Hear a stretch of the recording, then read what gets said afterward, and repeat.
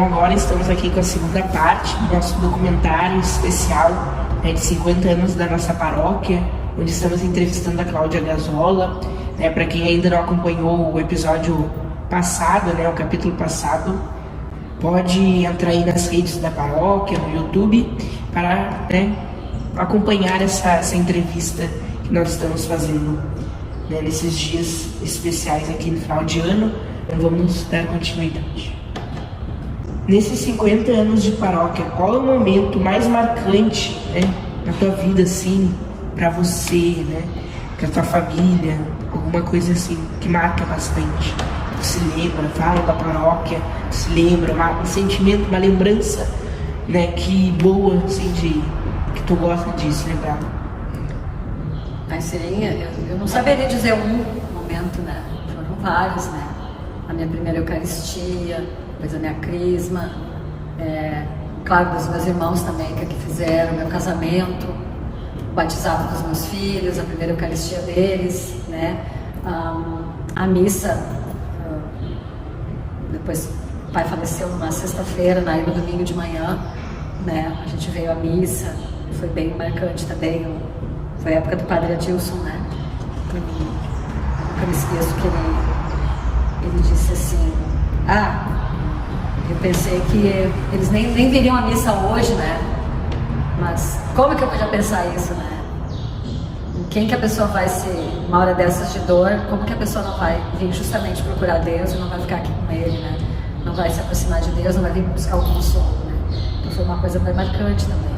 As festas todas que a gente participou, cada posse de pároco, cada saída de pároco, aquela dor que dava no coração da gente, de não, e a alegria, ao mesmo tempo a curiosidade de acolher um pároco novo,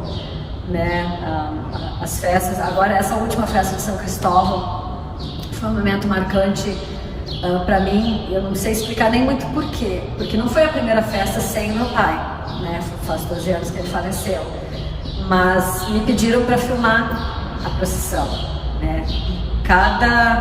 Cada caminhão que eu ia chegar e filmava, eu lembrava dele,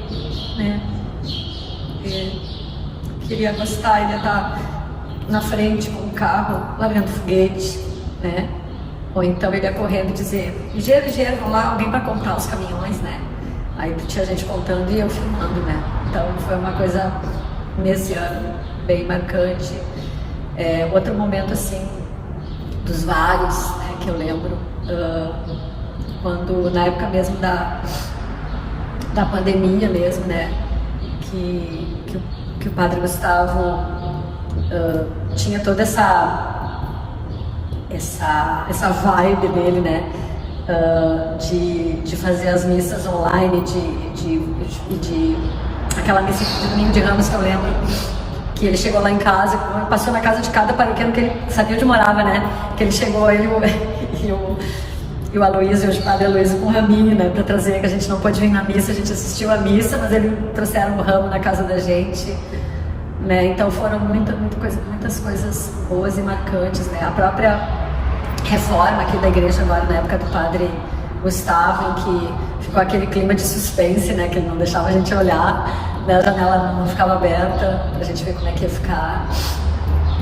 Quando o Padre Tiago, eu tô indo meio fora de ordem, a posse do Padre Tiago foi uma alegria muito grande pra gente, porque ele já tinha trabalhado como seminarista no Livramento, mas a gente conhecia ele pessoalmente,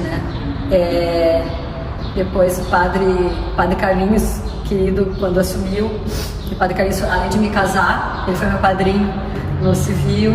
O Padre Roque, aquele jeitinho dele, o Padre Roque, quando a gente fazia uma janta, o Padre Roque pegava o violão, e tocava, e fazia umas caretas. Então, muitos momentos, Agora, quando o Padre Lemar mesmo assumiu, também outra curiosidade, porque daí uma coisa assim que eu achei assim curiosa, divertida.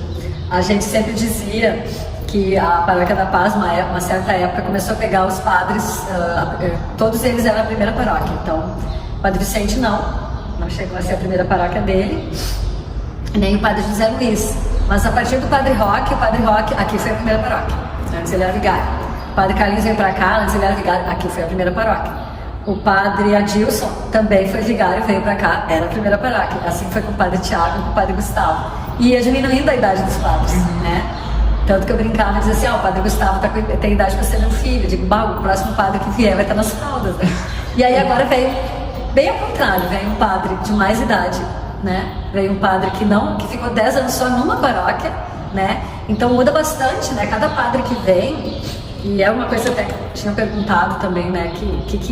Como é que a gente vê, né? Essa história da troca dos padres. A gente sente, né? Porque a gente se apega com o jeito de cada um. Eles passam a fazer parte da família da gente, do dia a dia da gente, né? Não todos, mas alguns vão na casa da gente e tudo, né? Tem padre que tem mais amizade com outras pessoas que com a família da gente, né? Isso depende, cada um, né, tem o seu jeito, assim como a gente tem as amizades da gente, né? Mas assim, a gente sabe que cada um vem trazer uma contribuição, né? Cada um tem o seu jeito, né? Uns são mais sérios, outros são mais brincalhões, uns são mais pela liturgia, outros são mais das pastorais, né? Então, cada um vem trazer a sua contribuição para a paróquia e é uma riqueza muito grande, né? Assim como cada um de nós tem um dom, né? Cada um de nós tem um carisma, assim como são as comunidades de vida religiosa, né? Uma tem o carisma da educação, a outra tem o carisma do estudo, né? Outra da caridade, outra cuida da saúde, né? Então, cada padre tem, né, o seu jeito, e aí a paróquia vai pegando, cada padre que vem, a paróquia vai tendo um tom diferente, né? Vai juntando tudo. Vai juntando uma coxa de retalhos, né, que vai ficando bonita, né? E dizem os padres, né, a gente não vai falar porque a gente não fala, né? Os outros é que elogiam, a gente só fala o que os outros dizem. Dizem os padres que a paróquia é muito acolhedora, né? A gente faz o que a gente pode, né? A gente tenta fazer, né, alguma coisa, né? Tenta fazer eles se sentirem bem, afinal de contas eles são os pais da gente, né? E a gente não vai tratar mal o pai da gente, né? Tem que tratar bem, saem todos bem gordinhos daqui. Sim, essa história dos padres, né? É uma coisa que marca bastante, porque quantos padres nós já tivemos ali a partir do padre Vicente, do padre Humberto? De repente 9? Com o padre Leonardo? Eu acho que é mais. Mais? Humberto, Vicente, José Luiz, Roque, Carlinhos, Adilson, Tiago, Gustavo, nono, o padre Lemar é o nono. O nono padre, né? Padre. De nossa paróquia. São 9 os carismas também. Espírito Santo. Uma coisa agora recapitulando um pouco lá no passado, né? Como a gente tinha falado no episódio anterior, uma coisa, né? O porquê da nossa paróquia, né? Ter se tornado paróquia, né? Dessa matriz, dessa comunidade, né? De pessoas, dessa estrutura se tornar paróquia, né? Teria como tu contar mais ou menos assim, de repente pelo nome da fábrica, alguma coisa? Pois a gente não estava aqui, mas eu acredito que não é coincidência, né? Que no ano que a fábrica se instala aqui no município, é o mesmo ano em que a comunidade, a igreja é elevada à paróquia, né? Eu acredito que foi uma decisão pastoral do bispo, né? Que viu crescer, porque a gente pode ver o entorno todo aqui, né? Como cresceu o bairro aqui, o bairro da Alvorada mesmo, o pessoal que mora ali mesmo, os mais antigos contam, né? Que quase não tinha casas ali, tanto que o bairro Ermo tem esse nome de Ermo porque era Ermo. Ermo é um lugar assim, vazio, né? Inabitado, vamos dizer assim. E a gente que passa todo dia, que mora ali no Ermo, sabe que o Ermo não é Ermo coisa nenhuma, né? Então eu acredito que por conta desse crescimento populacional, né? O meu pai mesmo veio da Serra para cá para trabalhar, com ele trouxe muitos amigos para cá, então já vieram várias famílias de fora. Então essa decisão deve ter sido da decisão pastoral, justamente porque só a paróquia do centro já não daria conta, né? Sim. Não, o padre mesmo do centro já não daria conta de atender as comunidades. Então deve ter sido uma decisão pastoral bem acertada, né? Sim. Tanto que agora nós somos 4 paróquias, né? Então, glória a Deus, né? Tem, né, igreja, e cada paróquia tem várias comunidades, quer dizer, tem uma população bem grande para atender, é trabalho bem grande que não acaba mais, né? Sim. Que bonitas essas histórias, né? Muito emocionantes, né? A gente queria fazer uma outra pergunta, assim, acho que ela deve ser um pouco parecida, né? Mas qual a importância, né, da paróquia Nossa Senhora da Paz, né? Do que está desde pequena aqui, viu essa paróquia, né, se estruturar, né? Com as pessoas, com as pastorais, os movimentos, o que ela, né? Qual é a importância dela na tua vida pessoal? Nossa, a paróquia é a minha segunda casa, né? Eu não sei se eu eu não lembro de mim, até contando uma experiência minha mesmo, né? Eu falei na outra parte que eu entrei no grupo de jovens em 80, em 82 virou um CLJ, né? Só que aí a gurizada começou a trabalhar, crescer, casar, e o grupo começou a se esvaziar, e um belo dia, num sábado de tarde, eu cheguei aqui e só tinha eu, né? E me deu uma dor muito grande no coração, porque o pessoal começou a não vir mais, né? Então a Amélia trabalhava no sábado, não vinha, e a gente insistiu durante um tempo. Eu não tinha ouvido a voz de Deus para entender que por enquanto não era o que Ele queria. E quando eu cheguei aqui naquele sábado que eu voltei para casa chorando porque não tinha ninguém mais, só eu. E no sábado de tarde eu não sabia o que eu ia fazer em casa. Porque a gente chegava aqui às 2 horas da tarde e só saímos de noite depois da missa. Nós ficávamos a tarde toda envolvida com a reunião, tínhamos intervalo do lanche, a gente fazia todas a folha de vivência, a partilha do evangelho, e depois a gente voltava para casa só depois da missa, né? Então eu não sei se eu seria a pessoa que eu sou hoje se não fosse a vida aqui na paróquia, né? Aqui eu aprendi a rezar, aqui eu fiz a minha primeira Eucaristia, crisma, eu casei, batizei os filhos, vi os filhos das outras pessoas crescer, fui catequista, então vi crescer nos catequizandos, né? Vi muita gente daqui casando, a gente foi enterrar também muita gente daqui, foi no velório de muita gente daqui, todo ano, né, participando da liturgia, vendo toda a vida da igreja. É a segunda família da gente, quer dizer, a primeira já é a igreja, né? A gente é batizado, a gente é inserido no corpo de Cristo, então a gente brinca às vezes quando vai fazer a acolhida na missa, né? Uma época, né, falava assim, gente, a gente sabe que quando a família grande se encontra dá muita conversa, né? Mas agora vamos silenciar, porque é uma família. Tem uma oração muito bonita de Nossa Senhora, inclusive Nossa Senhora da Paz, que fala, né, que a paróquia é uma família de famílias. Sim. Né? Então aqui é a casa da gente, né?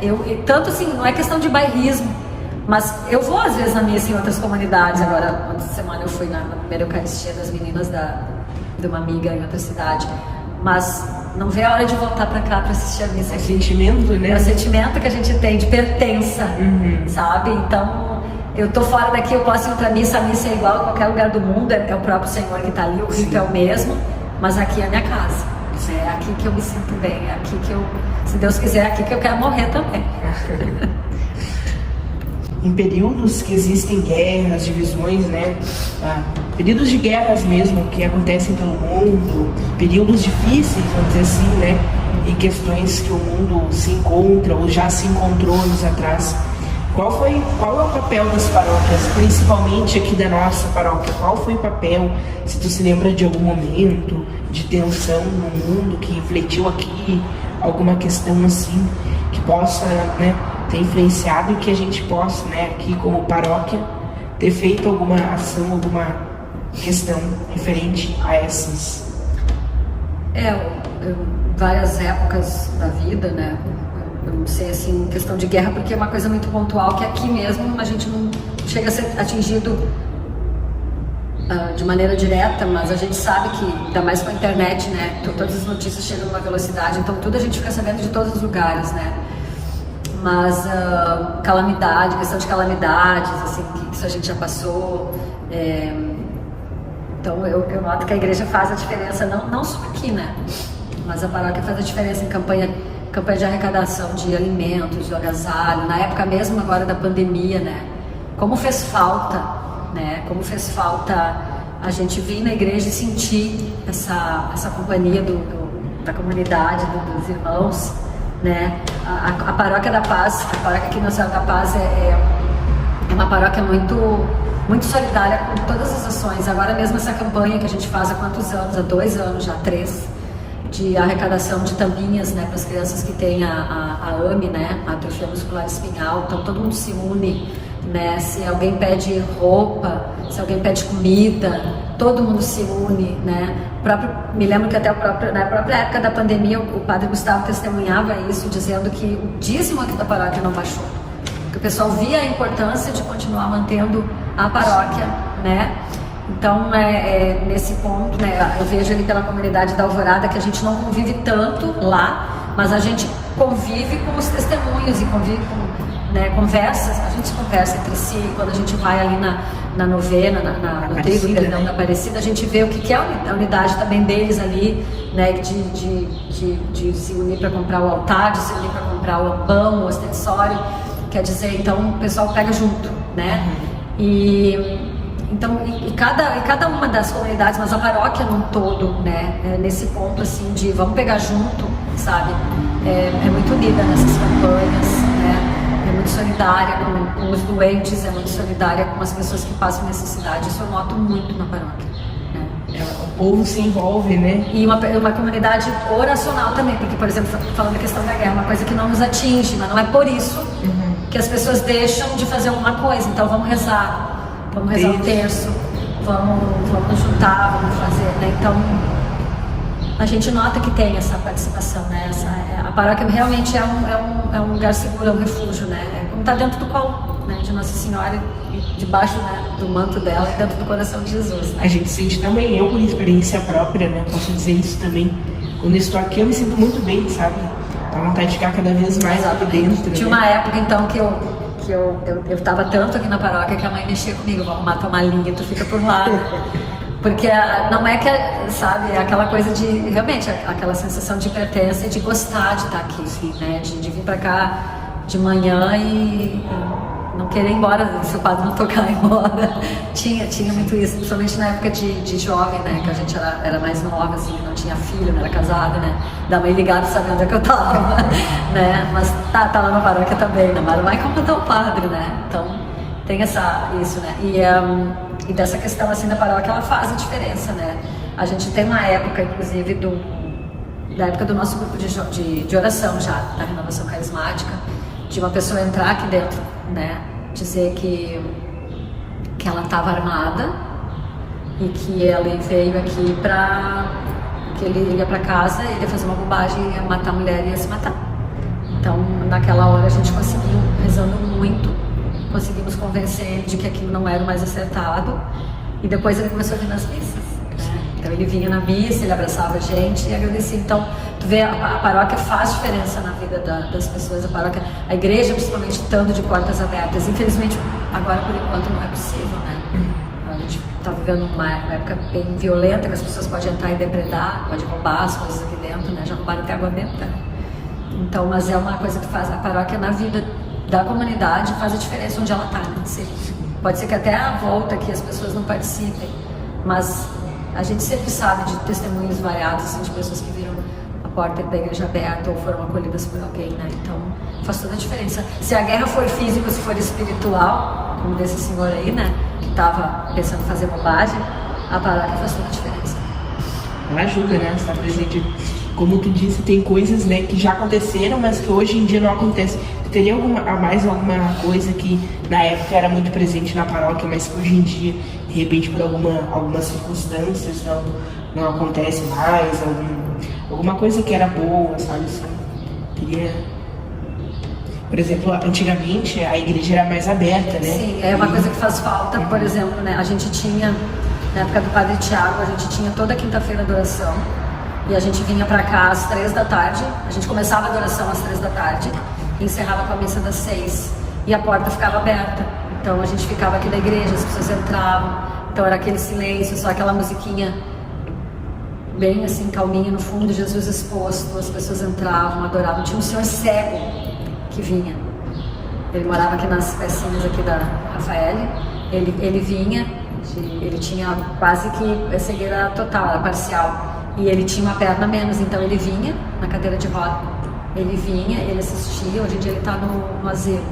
Ele vinha, e esses dias eu encontrei o irmão dele, a irmã e o cunhado dele. O irmão e a cunhada, ao contrário. E ele disse assim que agradecia muito aquela época que tinha a igreja aberta para ele vir adorar Jesus, porque era o que ele podia fazer.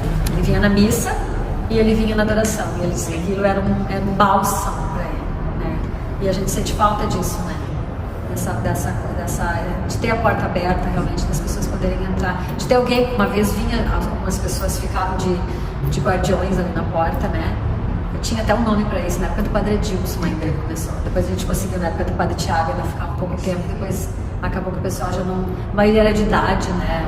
Então já não poderiam vir toda vez, né? Mas tinha um dia fixo, se eu não me engano, era terça e quinta, uma coisa assim, né? Isso eu sinto falta, sabe?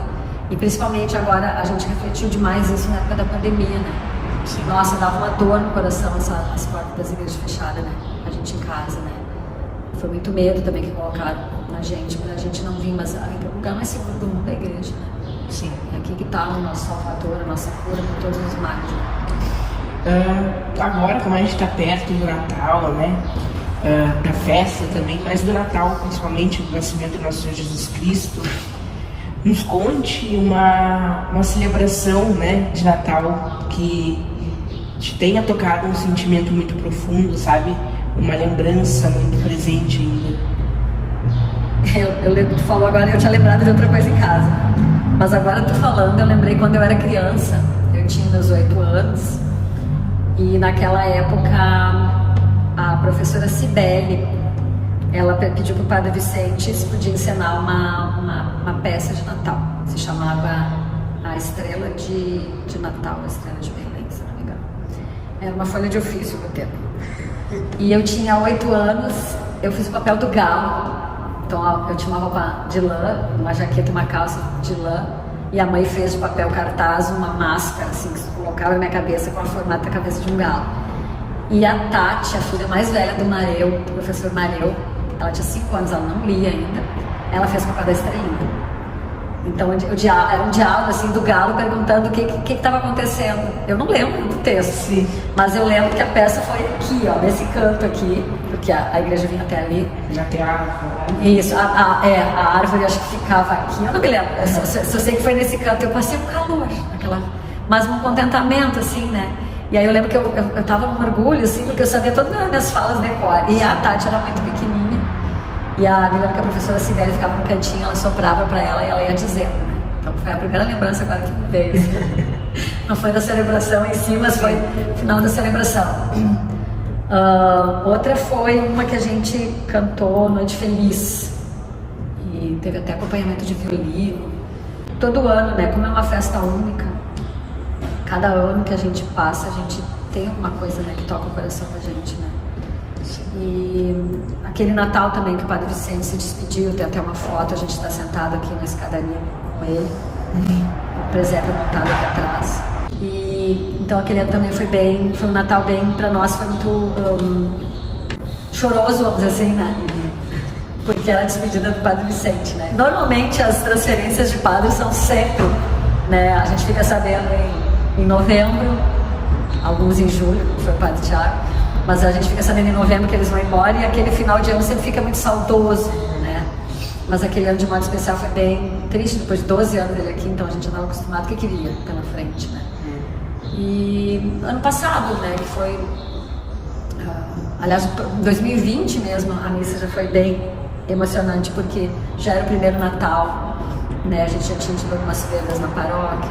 Ano passado também foi muito significativo também, né? Por conta também da saída do Padre Gustavo, né?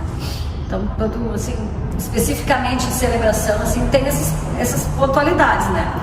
Mas, assim, toda celebração de Natal é muito significativa, né? É o nosso Senhor que nasce, né?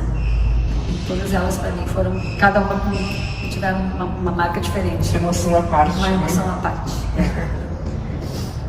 Então agora, né, vamos encerrar essa segunda parte do nosso documentário, sendo muito emocionante, muito curioso, né, a gente crescendo e querer mais informações sobre nossa paróquia, a matriz aqui.